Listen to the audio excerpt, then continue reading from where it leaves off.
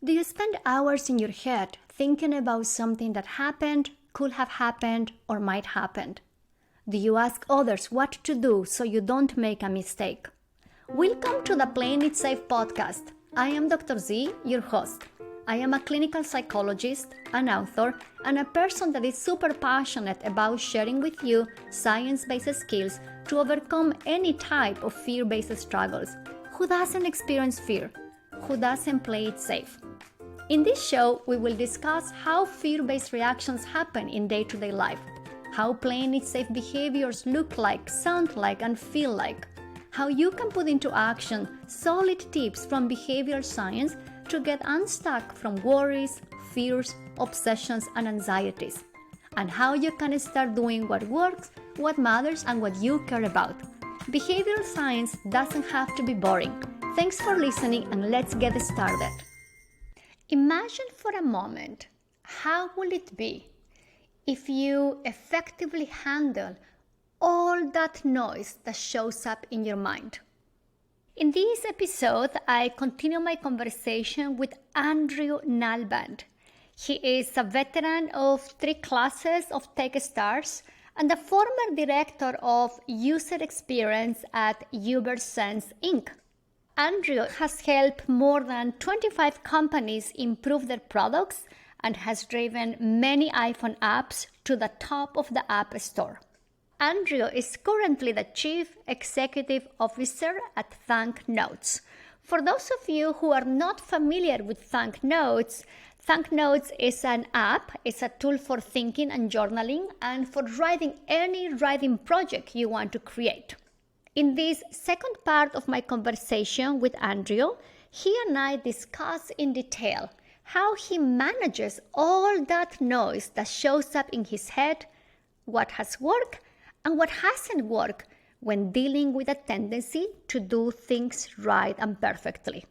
Now, if you are prone to deeply care about the things you participate in, I want to invite you to consider the concept of harmonious passion. According to Robert J. Vallerand, a professor of psychology at the University of Quebec in Montreal, harmonious passion is linked to a flow state, which happens when you are immersed in a task for the pleasure of it. It feels effortless, you remain flexible, mindful, and open to the experience of this task, which leads you to experience more contentment. So, when thinking about perfectionistic actions, you may want to check if you are experiencing harmonious passion or obsessive passion. Now, in my conversation with Andrew, we dive into different topics related to perfectionistic, high-achieving, and striving actions, like why meditation or mindfulness practices matter, the influence of cell phones on our thinking, the difference between cognitive restructuring and acceptance. A key question to ask yourself when your mind comes up with a lot of thoughts, the impact of positive thinking in our well-being, and how to practice mindfulness on the go. On another note, I want to encourage everyone listening to this episode to go to the website www.thisisdrz.com and complete the Playing It Safe questionnaire so you can identify your Playing It Safe profile and recognize all those thinking strategies, all those Playing It Safe moves that you are relying on. But if they go unchecked, they keep you living a contradiction between the life you want to live and the life you are living. Your Playing It Safe profile will give you the awareness you need to stop living small, to stop relying on ineffective Playing It Safe moves so you can start living with purpose every day you are awake.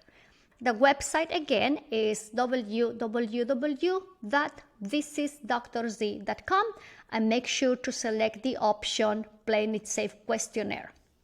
I really hope that the key takeaways from the conversation with Andrew and the results from the Playing It Safe questionnaire are helpful for you to get unstuck from your head. Thank you so much for listening. Thank you for your consideration of my work, and I wish you a lovely day. See you next week. Bye-bye. Yeah, but I love what you're saying because I think it feels counterintuitive at the beginning. It's like really deep. Extremely. Right? And then I remember the question was, who are you without the thinking? And then this idea of watching my thoughts, it felt so counterintuitive, weird. And I was still trying to understand it with my head. It was only when I have to tell myself, Patricia, just try it. Don't overthink it. Sure,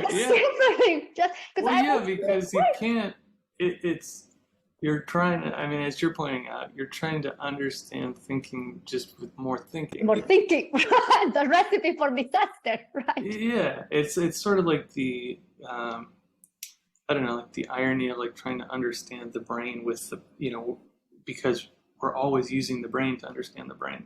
We don't have another way to figure it out. And so it's like recursive or something, it's just like it's in this weird loop, and it doesn't kind of compute. And you're right. Like I was the same, as you're, there's many times when I've been working through this stuff where you just get in this bind where you'd be like trying to think, is this good? Is this not good? Should I think? Should I not? Isn't thinking good? Am I getting, isn't this benefiting me? And like, and you're almost fighting, this like internal battle with yourself over like, can I let this go? Can I put it down even for a minute, to thinking and That's just, right. Exist for a second? That's right. How do you solve that these days? How do you manage that, given that our minds don't take any breaks, they don't take holidays, they're all the time going on and on and on? How do you choose what to pay attention and what not? I think it's I don't know about others, but certainly for me, it's a continuous, journey. I'd say that sometimes I do think that, I've invested for long enough periods. Like I had a period where I meditated like every day for a year, and there's my perfectionism for you, right? Like I like had to check that box every day, and I think I didn't even. I think I intended to do it for like 30 days, and it just kept getting longer. And then I'm like, all right, fine, I'm doing like a whole year. And the pandemic really put a kibosh on that. All goal setting, perfectionism just goes out the window. But I'd say that these days, totally honestly, I'm probably in and out of meditation practice. Sometimes I'm good at doing it in the morning, sometimes I'm not. And then the other thing I try to do is I just try to find, and I think in some ways this can be even more beneficial than just the pure sitting. It's just trying to find times to cultivate that presence. If you're like, I don't know, I was on the, I got very into like the Peloton recently. So I'm on the Peloton the other day, and I was just trying to like have, kind of garner as much presence as I could, feel the breathing, feel the like, listen to the music that was on, feel my hands on the bike. And I think I have a little more access to that stuff, sort of spontaneously from having invested in it for long periods of time. And I wouldn't say that that's, I won't pretend to have all this stuff figured out, but definitely that's what it looks like today. It's a little, probably more frequently, it's a somewhat spontaneous experience. Sort of trying to remind myself. A shower might be another place where you can kind of catch a few mindful moments. Those are some of the times that I try to do it, and some of my current approach. How about you? Yeah, I appreciate the flexibility of how you're embracing this. I had moments in my life in which maybe I was more rigorous, like at going to retreats, right? I went to a 10-day silence retreat, which was really hard. And then a 3-day here. Yeah, but it sounds awesome. Like my inner perfectionist is very into like the idea of going on like a 10-day silent retreat, like loves it. It gets wild. Yeah, of course. But I practice yoga, have been practicing yoga for quite a while. So for me, that's one place that I try to ground myself. But I believe a lot in what you are describing. I believe in practicing to pay attention with intention to what's happening in our day-to-day life. I like to talk about mindfulness on the go. Like, when you're petting your cat, when you're listening to a song, when you are taking a shower or gardening, or when you're cooking something. Because I think the time that we're living requires that, as we have these beautiful structured spaces to meditate, we also have to practice this as we move through our day. When you open the laptop and you look at your emails, how can we practice mindfulness in the moment? When you're taking the train, when you're in San Francisco and it's so smelly, how can you practice mindfulness? Right? Yeah, there's some stinky streets in San Francisco, that's for damn sure. It's a very interesting city for its smells, right? So I think, to me, it's more about that. And this is only my experience as well. I think that's much more challenging. When I put myself into a space that is a structure for practicing mindfulness and meditation, it's beautiful, and I welcome that. But I cannot do that every hour of my day. So to me, the biggest question is how we can practice this and build this muscle in our day-to-day lives, which is what you're saying. Yeah, well, it's funny, you're making me think of, specifically eating. And I've done a couple, I really haven't done that much, meditation while eating, but specifically eating, when I do that, when I sort of, I've used like Headspace or something to just do a little quick, like, eating meditation. And it always kind of shocks me when they call you into just, that meditation takes you through sort of like hold the food and look at the food and think about what was necessary to get this food in front of you. Like, how long did it take to grow the food? Who grew the food? Who brought the food from the place that it was grown to the place where they cooked it for you? Who cooked it for you? And I think some people can find that exercise very overwhelming. I find it very like awe-inspiring to sort of think through all that. And then even just the very, food is a very rich taste, smell experience. And it's almost like a little sad, when I think about it, how frequently I'm missing that experience. Like how frequently I'm just kind of like trying to take care of the, I'm gesturing towards my kitchen over here. I'm trying to just like take care of the eating just so that I can get back here and like get back to the doing. And, the other thing that you made me think of when you talked about sort of modern life is that, I've spent my whole career really revolves around our cell phones. Our cell phones. And I think the phone has really, I'm not, I think we all would recognize this, but the phone has completely changed our relationship with technology. I think it went from, and I was interested in technology when they were sitting on desktops and, computers. But now and it's funny to think of how that's shifted, culturally. Like, it used to be sort of a nerdy thing to be, spending all your time with technology. Now it's just so pervasive that like everyone is doing it.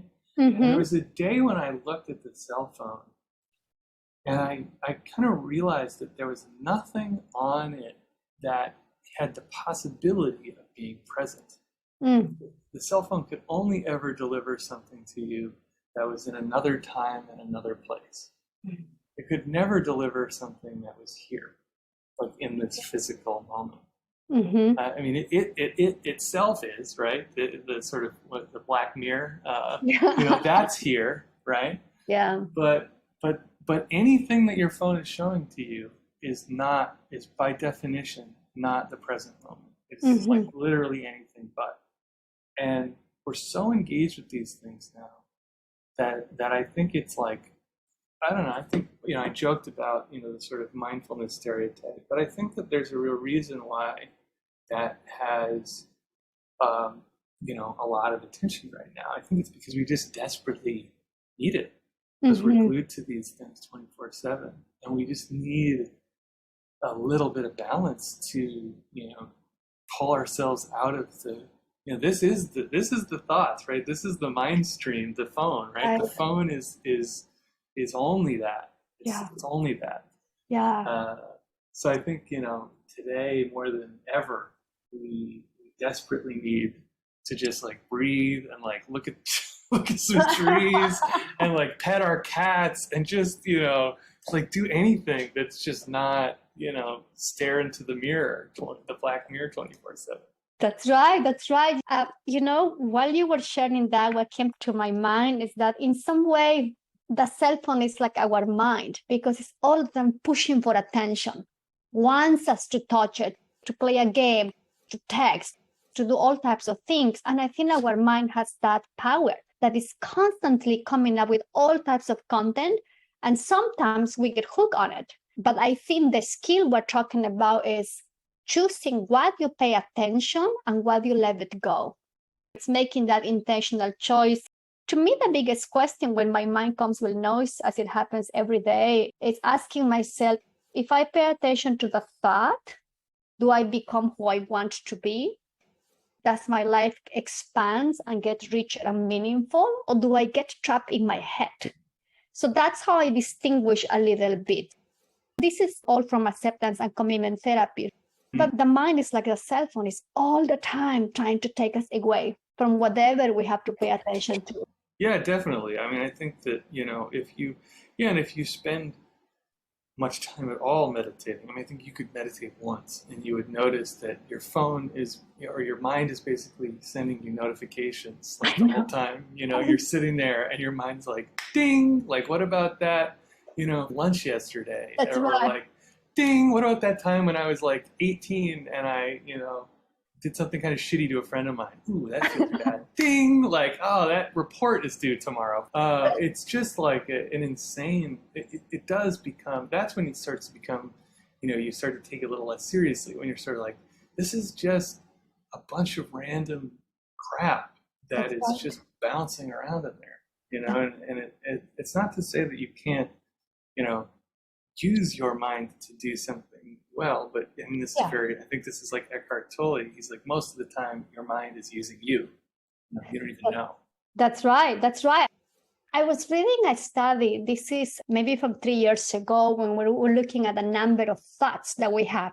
And thoughts also include images or dreams or hypotheses. But basically, we do have an average of 7,000 to 8,000 thoughts a day. And to your point, I think that the idea with mindfulness is not to demonize the mind, but it's really learn to use it in the service of your values, in the service of who you want to be. We have been socialized that we have to respond to thinking with my thinking. If we have a negative thought, we have to have a positive thought. If I feel bad about myself, I have to do something to feel good about myself.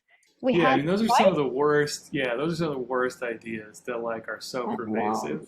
I know. That I feel like it takes so much. You're talking about like acceptance and commitment therapy. Yeah. It takes an absurd amount of work just to be like, oh, like sometimes I'm going to be anxious.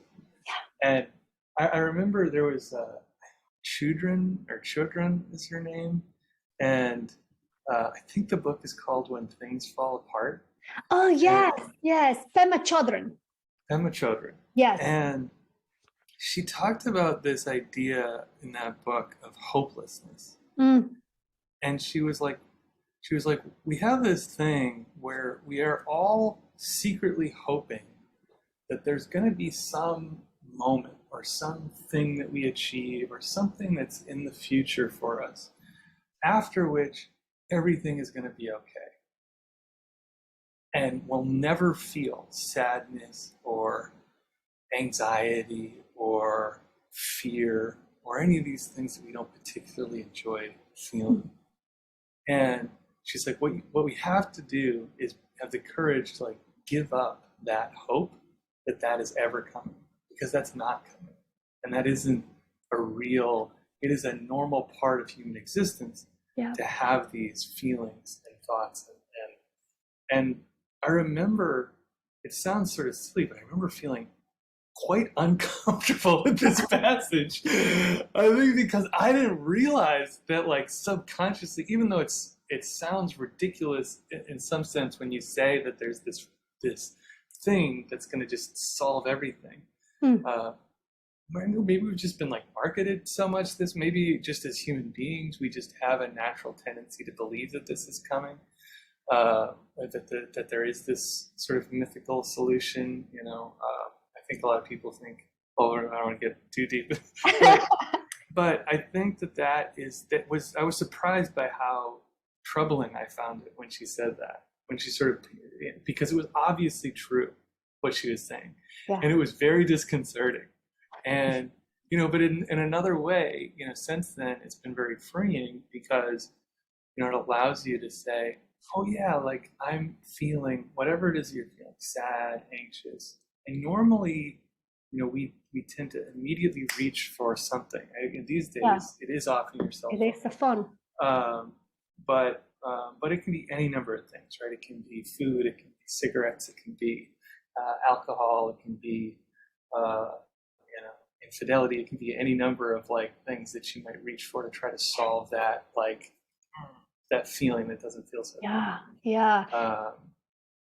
And it's like I think I don't remember if this was her or somebody else, but like it was sort of like, well, there are people who don't feel like those things that are uncomfortable, and like they're called psychopaths and robots. They're like seriously injured, or like having some serious challenges and problems. Like, this is a normal thing, and I think that's really can be freeing to know that, like, of course. And I noticed this in my MBSR course, like people who didn't look like me, I didn't associate them with me at all. Mm-hmm. Like people who are very, very different, at least sort of in a superficial way. Mm-hmm. We're talking about feelings like, oh yeah, like sometimes I get really scared of like, publishing something, or sometimes I feel like I'm not good enough at, yada, yada, yada. Yeah. Or I just feel like everyone else is doing better at yada, yada, yada, and you're like, oh yeah, all of these things that we think are super unique to us, are my special little story about my pain, or whatever. It's like, it's really like just very universal human feeling. It's fascinating what you're saying. Unfortunately, as you mentioned, it's one of the most pervasive messages that has been spread out there in pop psychology in particular. Yeah, positive thinking. Oh my gosh, it's such a toxic message, because we're denying our human experience. That to be human is to walk in life with fears, with worries, with thoughts about being a failure. And even though those messages feel very uncomfortable when we sit with them, there is a lot of hope for us when we liberate ourselves from this idea that we should get rid of them, because we learn, right? We learn to walk in life with that little voice. It's crazy. It really is crazy how pervasive that idea is, that you should somehow overcome these things, and in the sense that you shouldn't experience them, right? Like the reality is that I don't know, at least for my view of it now is that these are parts of life that you should work with. You should find a way to sort of be like, oh, okay, that's here right now. That feeling is here. I don't really like that feeling, but I'm not but I can see it, and I can like allow it to exist, and I can sort of be here in my, I don't immediately try to like, jump off to like, J.R.R. Tolkien's fantasy land just to get away from this awful feeling right now. Yeah, isn't that powerful that there is nothing to fix when we feel uncomfortable or when our mind comes with the stories? It's really part of the human experience. And that creative hopelessness comes when we make room for that stuff, and then we choose what really matters to us. To me, that was one of the most liberating and transformative messages I got from acceptance and commitment therapy. Because I think before then, my training was in cognitive psychology. I was trained in the traditional, what we call second wave of cognitive behavior therapy, in which when you have a thought that says, I am a failure, I have to be listing the evidence against and for the thought. Evidence that proves I'm a failure, and evidence that disproves that I'm a failure. So I spent years doing that. But when I discovered ACT, I realized that not only my life got much more expansive and meaningful, but also I was able to put much more effort and energy into things that matters without trying to fight with my mind.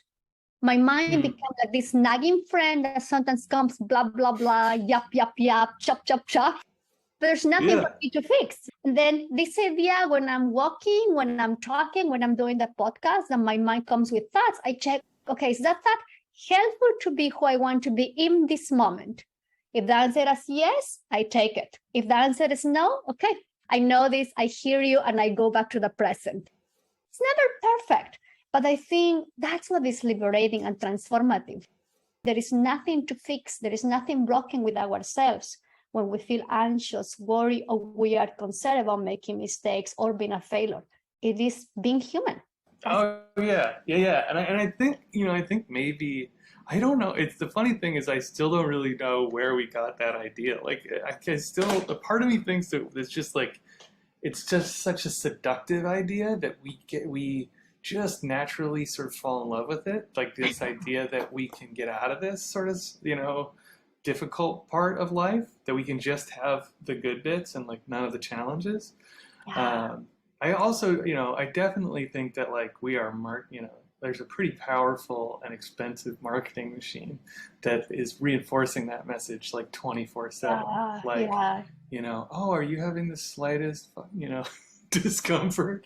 Oh boy, do I have a product for you. Like, I know. do you sometimes like look at yourself in the mirror and think, I wish I looked better? We got tons of products for that. We have so many. You don't even know how many we have. It's actually really scary because it's a very toxic message. It's very pervasive. And many times we don't have the skills to handle our own discomfort, our own distress, our own worries. So of course we want the quick fix. Do you know this writer, Oliver Burkeman? He wrote the 4,000 Weeks. Yeah, actually, I did. I think I did read that. It's a great book. It's a great book, but his previous book is Happiness, the Antidote for People That Hate Positive Thinking, or something like that. It's his style. But basically, the first chapter, he's describing a workshop that he attended. I don't remember where, but apparently in the 80s or 90s in the States, there was this huge movement called Get Motivated.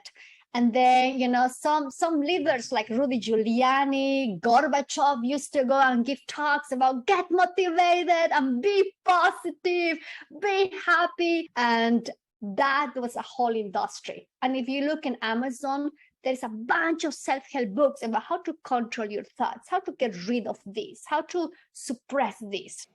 So I think, to your point, there is a huge industry around our struggles of being alive.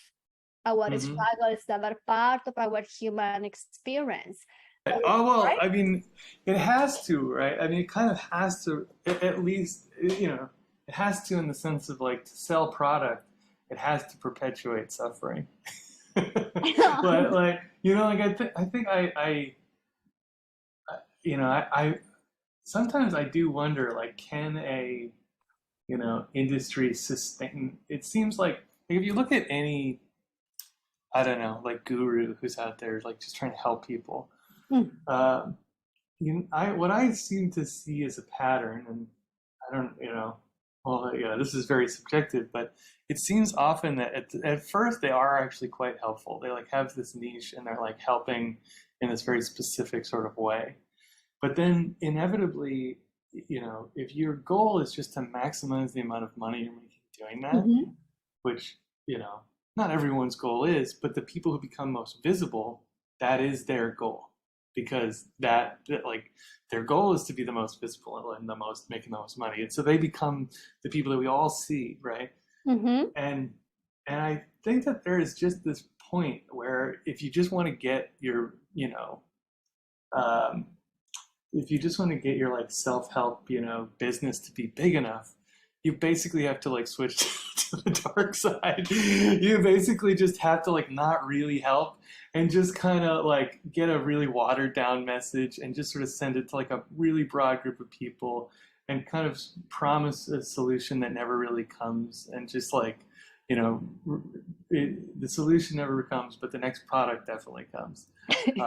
And the next thing to buy, as a result of this thing, eventually comes. And I don't know, that's a funny thing about, sort of self-help and productivity. It sort of does feel that way to me. Like the bigger it gets, the wider, you just have to water stuff down so much that it's like difficult for it to still be, it's difficult for it not to turn a little bit like, it's a little questionable what's going on here. Yeah. No, I think you're right that unfortunately that's the path that a lot of people take. Andrew, we'd love to have a cup of coffee with you. I think I will come to Boston for that. It's a beautiful city. Because we're running out of time, I have one question for you. If you were to have a cup of coffee or tea or a scotch or a beer with any person you want today, who will that be and why? Any person alive? Or someone that passed away, any person that you would like to have a chat with. So it's so hard because I mean, one of my answers is so cliche, but it's Steve Jobs for sure. I think he is somebody who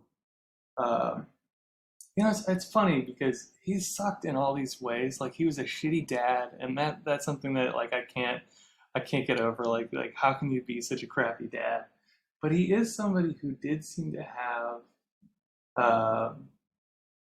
a real grip on like how to make something beautiful and joyful, and he had an intuition for it. And I think that it would be just fascinating to just like, I've watched every video I can find of his. I like study them. I'm like, what is he doing here? I think he had an incredible ability to communicate through like metaphor and perspective in such a way that like really inspired the people around him.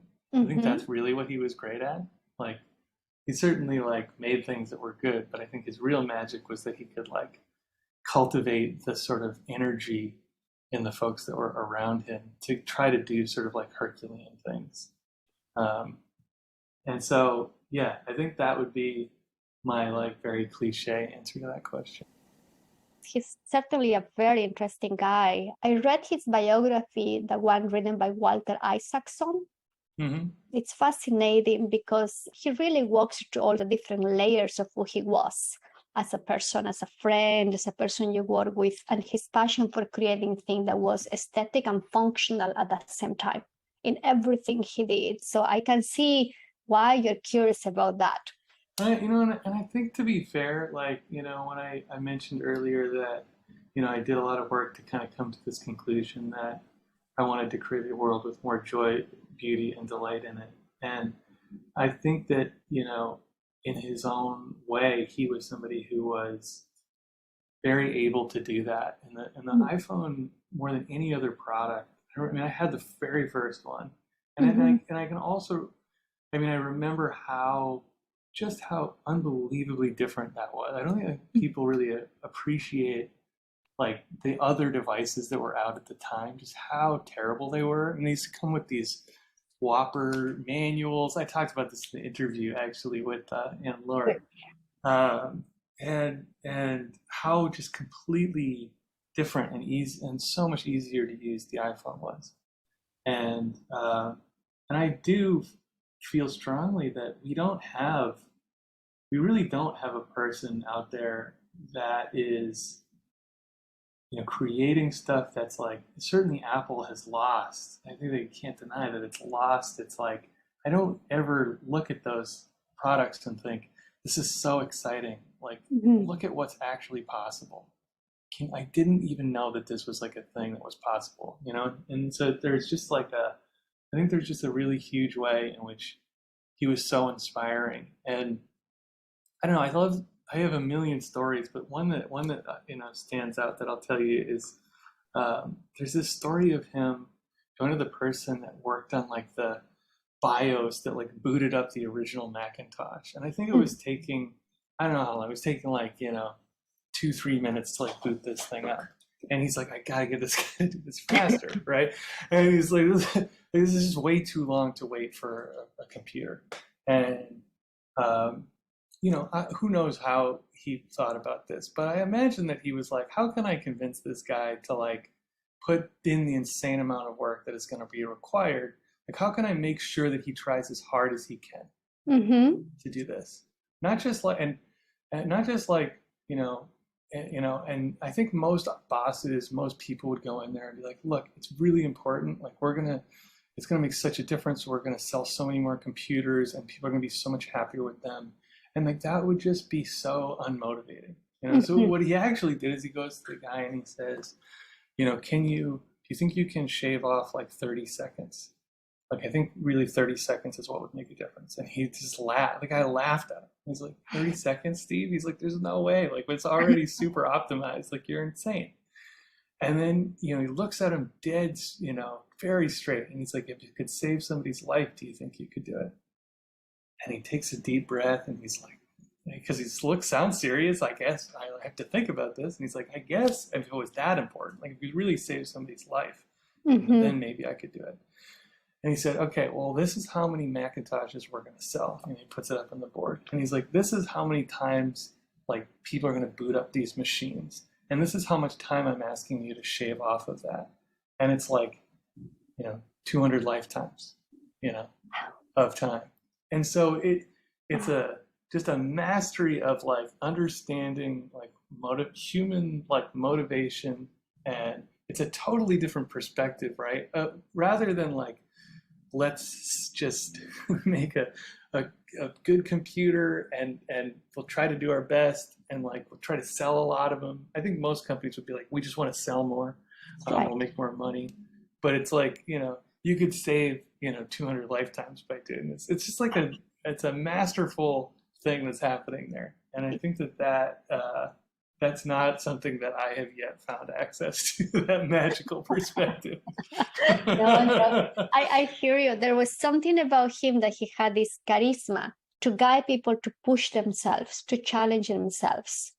Sometimes in a very imperfect way. But oh, yeah. Right? I mean, he's beautifully flawed. And maybe that's, why I sort of paused at because he is a totally flawed human being. But you're right. It was different. There was something going on there. So I see if you were to have a cup of coffee with him, you guys will have a juicy conversation. Right. I have no idea. I mean, that's the funny thing. We could hate each other. I could find him to be completely intolerable, but I sure hope it would be fun. I think I'd probably enjoy myself. Thank you so much again for making the time, for sharing your journey dealing with high achieving behaviors, and also all this other interesting stuff about how you think about things, how you think about thinking, how you think about meditation. I am super grateful, and I really hope that we can do this again. Yeah, that would be great fun. Thank you, Patrizia. It was lovely. Thanks for listening. If you like this episode, I will very much appreciate it if you will subscribe and share this podcast with your friends. And if you're feeling extra generous, I welcome a review on Apple Podcasts. Show notes of this episode are in the website playingitsafe.zone. Make sure to subscribe to my newsletter so you can receive more tips to stop all types of unworkable playing it safe actions. See you soon!